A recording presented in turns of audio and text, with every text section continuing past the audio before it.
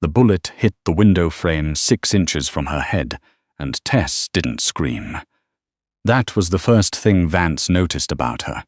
Not that she was crouching behind an overturned desk in the accounting office of a building he technically owned through 3 shell companies. Not that she was holding a stapler like it might save her life. Not that her blazer had a tear along the shoulder seam, and her hair had come loose from whatever careful arrangement she'd started the morning with. He noticed she didn't scream. Most people screamed. 3 hours earlier, Tess Okafor had been doing what she did every Tuesday morning, reconciling numbers that didn't add up. The ledgers for Meridian Holdings were always a mess. That was the polite word for it. A charitable word. The accurate word was falsified, and Tess had known that for 11 months, 2 weeks, and 4 days, since the Tuesday she'd pulled a vendor invoice that referenced a warehouse address that didn't exist. She'd noted it, filed it, told her supervisor Boyd, who had looked at her the way men like Boyd always looked at women like Tess. Patient and condescending, like she was a child who'd found a butterfly and mistaken it for something important. "You're new," he'd said. "You'll learn how things work here." Tess was not new. She had a CPA license and 8 years of experience, and she'd come to Meridian because her previous firm had folded after the senior partner's embezzlement case went public, and she'd needed the work and the benefits and the steady paycheck because her mother's assisted living facility didn't accept good intentions as payment. She'd learned how things worked at Meridian. That was the problem. The holding company was a front. The vendors were ghosts. The money moved in patterns that looked like chaos but weren't. She'd traced the logic of it over 11 months, quietly, carefully, saying nothing to Boyd or anyone else who sat in those glass offices overlooking the floor where people like Tess worked. She'd kept her own records, a second set, on a personal drive she kept in her bag, that showed exactly where the money was going and who was signing off on it. She hadn't decided what to do with that information yet. The universe decided for her on a Tuesday. She heard the first shot before she understood what it was. Her brain tried to file it under car backfire or construction, or any of the explanations that made more sense in an accounting office at 9:40 in the morning. But then someone was shouting in the hallway, and the sound of running, and Boyd's office door slammed, and Tess's body was moving before her brain caught up, chair back, down behind the desk, stapler in hand because there was nothing else, and her hands needed something to hold. She heard 3 more shots, then silence, then footsteps, measured, not running, walking, like whoever was moving through the office had nowhere to be and nothing to be afraid of. The door opened. The man who stepped through was tall enough that he had to slight angle his head away from the doorframe. He wore a dark suit, not the cheap kind, the kind that costs more than Tess's monthly rent, and his face was the kind of face that made people get out of the way without being asked. A scar ran from his left eyebrow toward his temple, old and healed clean. His eyes swept the room once, catalogued everything in it, and landed on Tess behind the desk. He looked at her for a moment. "You didn't scream," he said. It wasn't a question. It wasn't small talk. It was the observation of a man who categorized everything into useful and not useful, and was deciding which column she belonged in. Tess's grip on the stapler tightened. "Should I have?" Something shifted in his expression. Something more contained than that. "Stand up," he said. "No." The word came out before she could reconsider it. She heard it herself, flat and certain, which was not how she felt, but her voice had never been good at showing fear. That was the one useful thing she'd inherited from her father before he left. The man looked at her for another moment. Then he stepped further into the room, moved aside a fallen chair with his foot, and crouched down to her level, unhurried, like he had all the time in the world. "You work here," he said. It was not a question. "Accounting. How long?" 11 months. His eyes moved to the papers scattered around her, the invoices she'd been reviewing when the shooting started. Some had slid under the desk with her. His gaze was sharp enough that she understood he was reading them upside down and sideways, and that he could. "You know what those numbers mean," he said. Tess said nothing. "That's also not a question," he said quietly. She looked at him. He looked at her. Down the hall, She could hear voices now, his men, she understood, moving through the office in that same unhurried way. "Who are you?" she asked. "The person who owns this building," he said, "and the company inside it, and most of the companies above it." A pause. "My name is Crow." His full name, she learned later, was Aldrich Crow. He was 41 years old. He ran a syndicate that operated across 7 cities in ways that were mostly invisible to people who didn't know what to look for, and very visible to people who did. He had built it from a foundation his father had started, and his older brother had nearly destroyed, and he had spent the last 15 years doing the unglamorous work of reconstruction, tracking every dollar, closing every leak, eliminating every liability. That was how he explained it to her, that afternoon, sitting in the back of a car with tinted windows while 2 men with firearms sat in the front. Tess had not agreed to get in the car. She had also not been given a choice, which she'd noted and filed under things to address later. Because the more immediate problem was that Boyd was dead. She'd seen them carry him out, and that her own name was probably attached to documents she'd never wanted her name attached to, and that the man sitting across from her in this car was looking at her with the focused attention of someone calculating a number. "You kept records," Crow said. Tess looked out the window. The city moved past, familiar intersections, familiar buildings, everything the same as it had been this morning when she'd driven in with her coffee and her tote bag and her sensible expectations for the day. "I don't know what you mean," she said. "You do. No heat in it. No threat. Just certainty. The pattern in the invoices. The way you'd been flagging certain vendors in the filing system without formally flagging them. Whoever taught you accounting taught you to leave a trail only you could follow." Tess turned to look at him. He was watching her with that same steady attention. Scar, dark eyes, the suit that cost too much, and the hands that had clearly done things suits weren't meant for. He didn't look away when she met his gaze, and neither did she, because she'd stopped looking away from things she was afraid of somewhere around age 12, and it had cost her in some ways and served her in others. "What do you want?" she asked. "I want to know if the records you kept are accurate. Why would I tell you that?" "Because," Crow said, "the people who were using my company to launder money were not working for me. They were working against me. And whoever helped them set up the accounting is going to spend considerable effort making sure that trail leads to someone." A pause. "Currently, you're the best candidate." The car moved through an intersection. Tess thought about her mother's assisted living facility. She thought about her personal drive, sitting in her bag, which was currently sitting on the floor of the accounting office she'd fled. "The records are accurate," she said. Crow nodded once, like she'd confirmed something he'd already known. "Then we have something to discuss," he said. The arrangement he proposed was not romantic. That was the first thing Tess understood about it. Sitting in a room that was not a conference room, but functioned like one. Clean surfaces, no art on the walls, 2 men standing near the door who were decorative in the way that loaded firearms are decorative. Crow sat across from her. He had a file.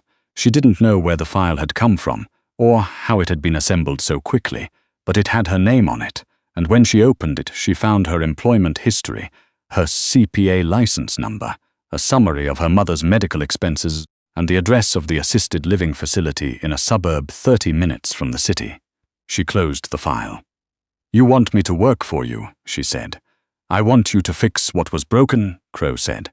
"The accounts that were being used to move money outside my operation. I need to understand the full scope of what was taken, how it was moved, and where it went. Your records will help with that. Your expertise will help with that. And in exchange? In exchange, the evidence connecting you to the falsified accounts disappears. Your name is removed from every document that could implicate you." He paused. "And your mother's care facility receives a donation that covers her expenses for the next 3 years. Tess stared at him. There was a version of herself that would have stood up and walked out. She was aware of that version. She'd been trying to be her for most of her adult life. The version that didn't make compromises, that didn't sit in rooms with men who had people standing by the door, that had principles that were clean and uncomplicated. That version had not lived inside her actual life. That version had never had to choose between her ethics and her mother's medication costs. "How long?" she asked. "As long as it takes." That's not an answer. Something crossed his expression. Not quite surprise, and not quite respect, but something in the neighborhood of both. 3 months, he said, estimated. It may be shorter if your records are as thorough as I believe they are. Tess looked at the closed file in front of her. She thought about 11 months of silent, careful work, of flagged invoices and ghost vendors, and a personal drive she'd been carrying like a secret for almost a year. She thought about what happened to people who knew things they weren't supposed to know, and didn't have anyone standing between them and the people who wanted those things to stay unknown. "I have conditions," she said. Crow said nothing, which she took as permission to continue. "I work my own hours. I don't take direction from anyone but you directly. No intermediaries, no handlers, no someone else's orders. I keep copies of everything I give you. And if anything happens to my mother, anything, a delayed payment, a missed medication, anything, the arrangement is over." The room was quiet for a moment. "Agreed," Crow said. He said it the way people say things they've already decided, and Tess understood that this was a man who did not agree to things he didn't intend to honor. That wasn't reassurance, exactly, but it was something. "One more thing," she said. He waited. "You tell me the truth, about what I'm looking at. I don't work with incomplete information." Crow looked at her for a long moment. The scar along his temple caught the light. "The Syndicate runs 42 legitimate businesses," he said. "They generate enough revenue to sustain the operation without any additional income. The money being laundered through Meridian was not sanctioned. It was a side arrangement run by one of my lieutenants who has since been removed from his position. A pause that carried weight permanently. Tess absorbed that. "Okay," she said. She did not feel okay, but she'd been not okay before and had kept working anyway, and she expected this would be similar. The first week, she barely saw him. She was installed in a workspace she hadn't expected, a clean, quiet office in a building that looked like a mid-tier law firm from the outside and was nothing of the sort inside. She had a desk, a computer, access to digital records that someone had spent considerable time making difficult to read, and coffee that appeared outside the door every morning at 7:50, which she noted was 10 minutes before she'd told anyone she typically started work. She worked. She was good at it. Better in some ways than she'd been at Meridian, because here no one was asking her to not notice things. She was being paid, in the loosest sense of that word, to notice everything. The patterns she'd seen hints of at Meridian opened up into full architecture here. Whoever had built the laundering structure had been clever, the kind of clever that looked like bureaucratic mess, but was actually deliberate design. She spent 3 days just mapping it before she started pulling threads. On the 4th day, Crow appeared in the doorway. He stood there for a moment, looking at the wall where she'd taped a timeline. Paper, string, handwritten notes, the kind of thing that looked chaotic from a distance and was completely organized up close. "That's not standard accounting practice," he said. "No," Tess agreed. But the standard approach would take twice as long. He came further into the room. Studied the wall. She watched him track the connections she'd drawn, watched his eyes move the way hers did when she was reading a balance sheet. Systematic. Left to right, looking for the thing that didn't fit. "This branch here," he said, touching a piece of string that connected 2 dates 6 months apart. "You think this is where it started? I think that's where whoever set it up thought it started," Tess said. "The actual origin is earlier." She pulled a folder from the stack on her desk and held it out. "March, 2 years ago, before I was hired." Crow took the folder. Read it standing up, which she'd already noticed was how he read most things, like he didn't have time to sit down, or like sitting felt like a concession. "Rennick," he said. The name came out flat, not a question. "Is that the lieutenant you mentioned?" "Yes. He was sloppy," Tess said. "Whoever taught him financial concealment taught him the basics and nothing past that. He kept using the same 3 routing patterns on rotation, which," she caught herself. "You probably don't need the technical explanation." "I follow it," Crow said. She looked at him. He looked back at her and there was something in his expression that she didn't have a name for yet. Not warmth. She didn't think this man ran warm. Something more like regard. The way you regard a tool that turns out to be better than you expected. Tess wasn't sure how she felt about being regarded like that. She filed it under things to address later. The second week, she found something she hadn't expected. It was buried in a series of accounts she'd almost dismissed as irrelevant. A holding structure 3 layers deep that had nothing to do with the Rennick laundering. Clean money, moved through legitimate channels, landing in a set of accounts that distributed it to 17 separate recipients. She pulled the recipient list. 14 were businesses, real ones she verified with employees and addresses and tax records. 3 were individuals. She ran the individuals. 1 was the assisted living facility where her mother lived. Tess sat with that for a long time, long enough that the light in the office changed from afternoon to early evening without her noticing. Then she picked up the phone that had been left for her. Not her personal phone, a separate one she'd been told to use for communication with Crow directly, and she called the number. He answered on the second ring. "There's something you need to tell me," she said. A pause. "Which thing?" "The payments to the assisted living facility. The ones that have been going for." She checked her notes. 8 months. Silence. "That predates our arrangement," she said carefully. "Yes," Crow said. "So you were watching me before Meridian?" Another pause. Longer this time. "I was watching Meridian," he said. "You were part of what I was watching." Tess stared at the wall, at the timeline she'd built, at the string connecting dates she'd thought were accidental. "You knew about the laundering for 8 months, she said. "I knew something was wrong. I didn't know the shape of it. But you knew about me. I knew there was an accountant at Meridian who was keeping her own records. And you paid for my mother's care for 8 months. Crow said nothing. "Why?" Tess asked. The silence stretched. Outside the window, the city was getting dark. Lights coming on in the buildings across the way. The ordinary evening machinery of the world continuing, as if her entire understanding of the last 8 months hadn't just reorganized itself.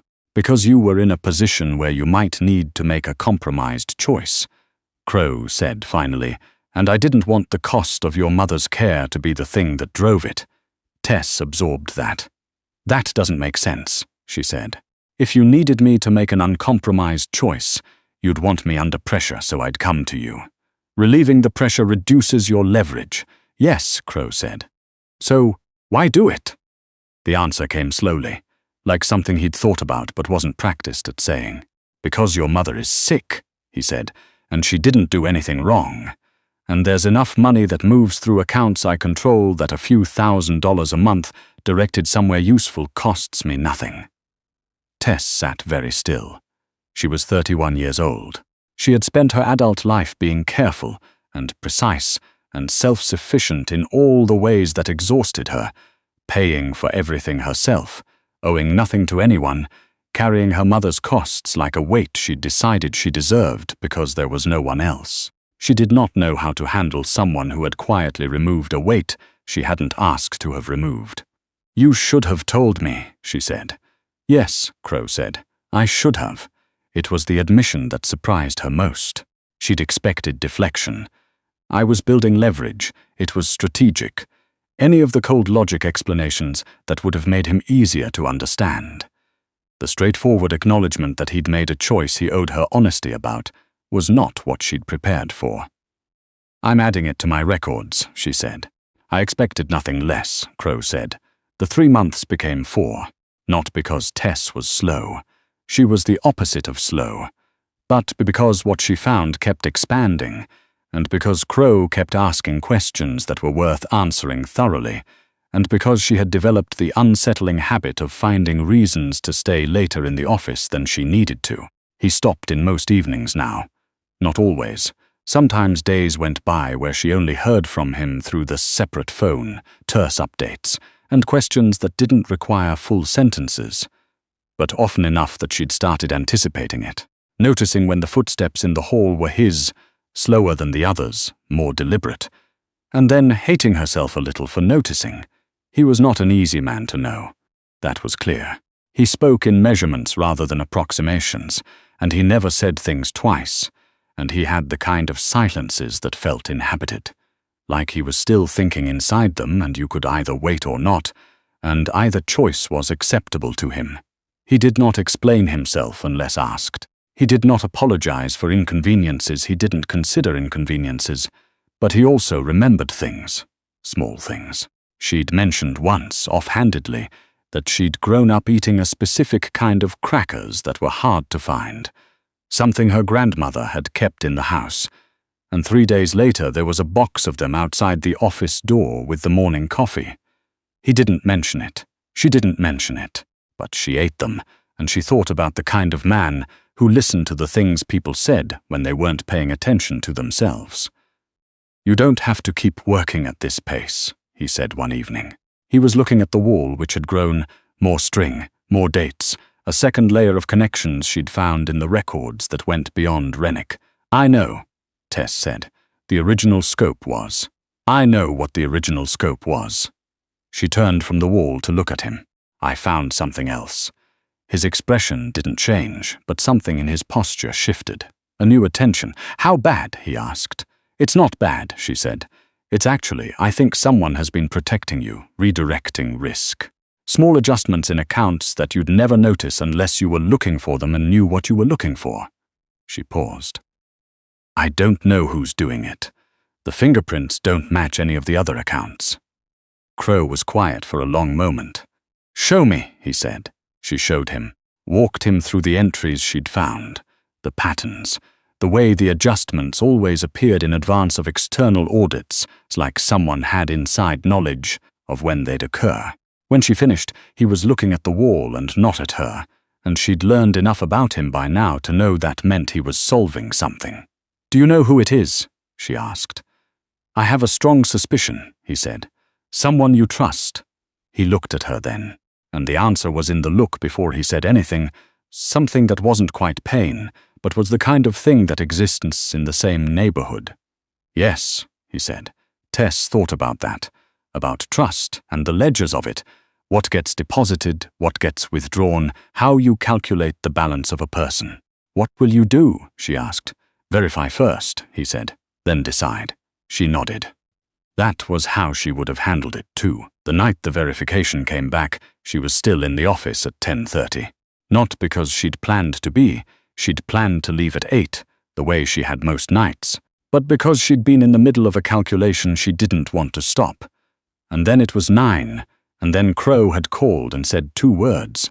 "It's confirmed." And she'd stayed because leaving felt wrong, and she wasn't sure why, but she was done, pretending she didn't notice the things she noticed. He came in at 11. He looked different, not disheveled. She didn't think this man came disheveled, the same way she didn't think he ever raised his voice. But something in his face was closer to the surface than usual, the containment that was so constant she'd started to read it, as his natural state was slightly, fractionally thinner. He sat down across from her desk, actually sat, which he almost never did, and he looked at the wall for a long moment without speaking. Tess let him. "The person protecting the accounts," he said finally, "has been doing it for 6 years. She did the math. Before Rennick, long before Rennick, since the beginning of the current structure." He paused. "My brother." Tess set down her pen. "The one who nearly destroyed the operation," she said carefully, because she remembered that part of what he'd told her, the family history, offered briefly and without embellishment. "The one I believed had destroyed it and left." A pause. "He didn't leave. He went underground. And for 6 years he has been." Crow stopped. Started again. "Watching my back, apparently." The word apparently had something in it she recognized. The particular flatness of a person processing something they don't have language for yet. "What does that mean for you?" Tess asked. "I don't know yet." She thought about families, about the ledger of them, how certain debts never got formally counted because the accounting was too complicated, because love and betrayal were listed in the same column. She thought about her own father, who'd left and who she'd never fully factored into any number she calculated, because she didn't know how to value an absence. "Whatever you decide," she said, "the records will be there." He looked at her. You've documented everything, she said, every protection he put in place. 6 years of it. Whatever happens between you and your brother, there's an accurate account of what he did. You don't have to decide what it means tonight. Crow was quiet. Then, slowly, he said, You told me you came from nothing. It wasn't a question, but it wasn't quite a statement either. It was the beginning of something. I did, Tess said. But you could have stayed at Meridian, he said. Kept your head down. Look the other way. You'd kept the records for 11 months without doing anything with them. I was deciding what to do, she said. That's different from looking the other way. Most people decide to look the other way. I'm not most people. She paused. And I wasn't keeping them for protection. I was keeping them because... She stopped. Found the honest version. Because the numbers were wrong, and wrong numbers bother me. They're like a door that won't close all the way. You can ignore it for a while, but you always know it's open. Crow looked at her for a long time. I offered you money to protect your mother, he said, and you took it. But you've been working beyond the scope of what I asked for, longer hours. Finding things I didn't ask you to find. The work wasn't finished, Tess said. The work I contracted you for was finished 6 weeks ago. The room was very quiet. Tess picked up her pen, put it back down. I know, she said. So why are you still here? She looked at the wall, at everything she'd built, the careful architecture of it, every thread connected to something real, something true. 4 months of work that had started as self-preservation and had become, somewhere along the way, something she didn't have a precise name for. The same reason you kept paying for my mother's care before you needed leverage, she said. The silence after that lasted a long time.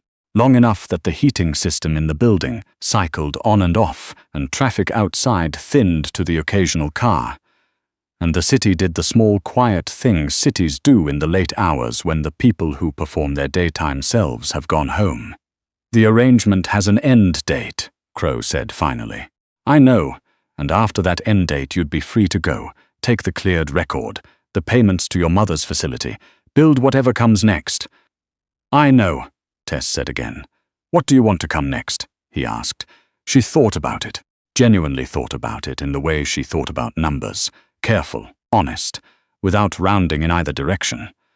I want to keep working on problems that are worth solving, she said. I want to not spend my time pretending not to notice things I notice. She paused. I want the people I work with to tell me the truth, even when the truth is inconvenient. Crow was quiet. And I want to know about the things I'm involved in before they happen. She added, not after. That's non-negotiable. I told you the truth about my brother, he said. You did. I didn't have to. You said you should have told me about the payments too, she said. And that was also something you didn't have to admit. The corner of his mouth moved slightly. Not quite a smile. She wasn't sure this man did full smiles, but something adjacent. You're keeping a ledger on me, he said. I keep ledgers on everything, Tess said. It's what I do.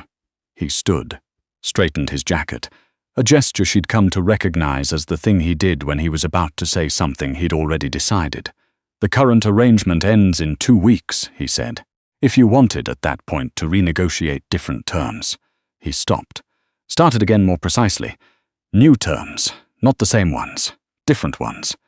Tess looked at him. What kind of different terms, she asked.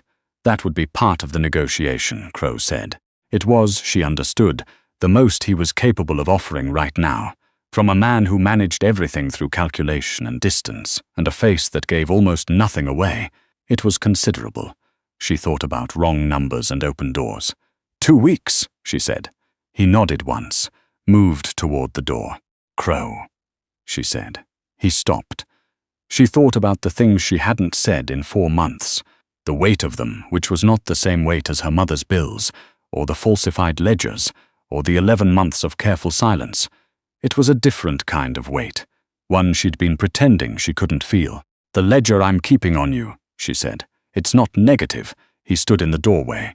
The light from the hall was behind him, and she couldn't fully read his expression, but she didn't need to. I know, he said quietly. Mine isn't either. He left. Tess turned back to the wall, the strings, the dates. the careful record of everything that had happened in the month since a bullet had hit a window frame 6 inches from her head, and a man in a dark suit had crouched down to her level and asked if she knew what the numbers meant. She'd known then. She'd known for 11 months. What she hadn't known was that the numbers were the beginning of something that had no clean ending, only the next column waiting to be filled. She picked up her pen. She started writing.